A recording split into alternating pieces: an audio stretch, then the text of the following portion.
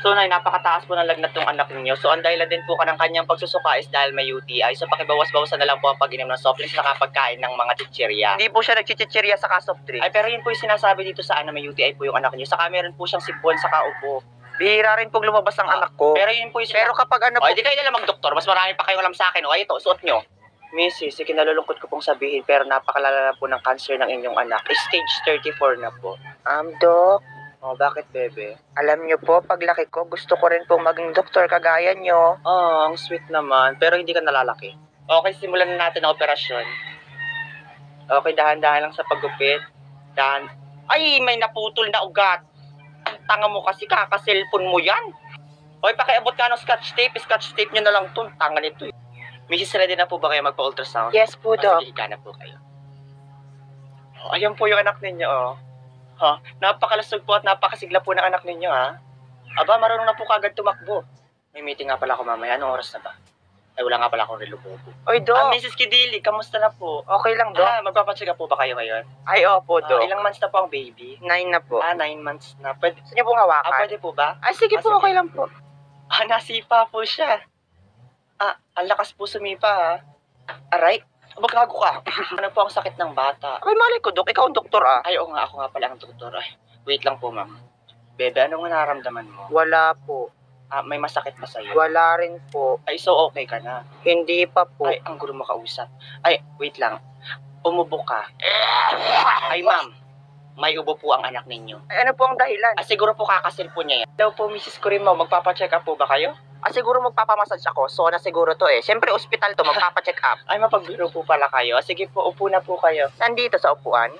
Sa timbangan po siguro. Siyempre sa upuan. Upo na po.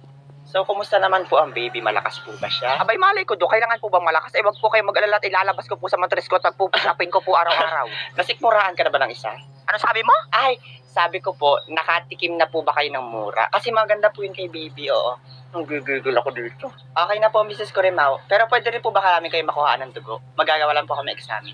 Sige, bilis lang, no? Ito na po ba ang litid sa kamay? Ay, litid po siguro yan sa paa. Hindi naman po ako na-inform na malaaso po pala kayo, 4 ang paa. Sige po, okay na po. Pwede na po kayong umalis.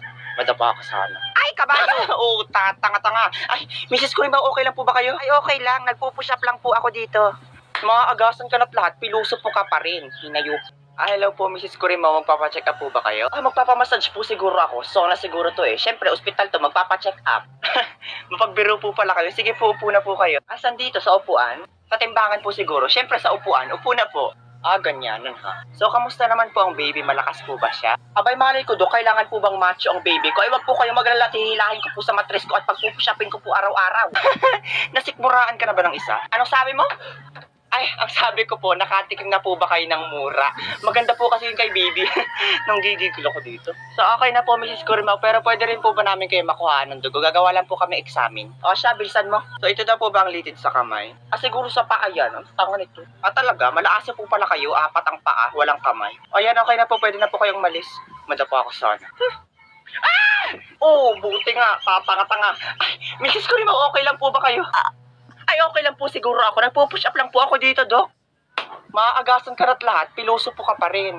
Nurse, pakidala si Mrs. Corimao sa operating room. Teka, ano pong gagawin niyo sa akin doon? Siguro iimbalsahin ka na namin. Siyempre, operahan, operating room nga, itatangat. Nurse, pakiasikasin yung mga pasyente doon.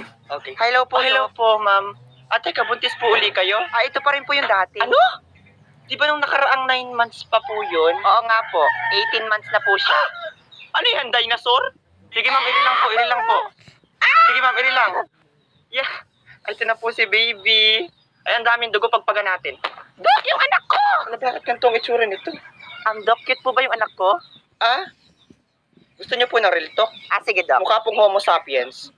Nurse, nasan yung pasyente kong nanganak? Na-discharge na, Doc. Na-discharge na agad. Gaga, nakalimutan kong putulin yung pusod ni baby. Ay, kaya pala parang may pasabit-sabit daw kanina. Hello po, ma'am. Hello, Doc. Ayan na po ba ang baby niyo? Ay, ang cute-cute naman po. Siya po ba ang tatay? Kamukhang-kamukha niya po, ha? Driver ko po yan. Mrs., ano pong problema ng bata? Dok, hindi po yata natutunawan yung anak ko, saka ang tigas po ng tiyan niya. Sige po, wait lang po. Bebe, inumin mo to. Patingin nga. Yan, ma'am, malambot na po ang kalapag. Dok, bumubula yung bibig ng anak ko. Side effect lang po yan. Dok, ano po yung pinainom niyo? Muriatic acid po. Sa matatapos na tong operasyon na i-alphabetical ko na yung buto niya, pakiabot na lang ng panahi dyan, natatahiin ko na. Dok, naubusan na po ng pantahi. Ah, ganon? Ay, kunin nyo na lang yung bag ko. May glue stick dun. I-glue stick nyo na lang to. Nanay, check ko na po kung sino laman ng puso nyo, okay? Ricardo! Oo! Nanay, sino po si Ricardo? Anak ko po, Ay, Dok. sana all anak ang laman ng puso. Yung nanay ko po kasi Tupperware, tas yung tatay ko si Laila. Ay, yung nasa ML. Hindi po, Laila de Lima.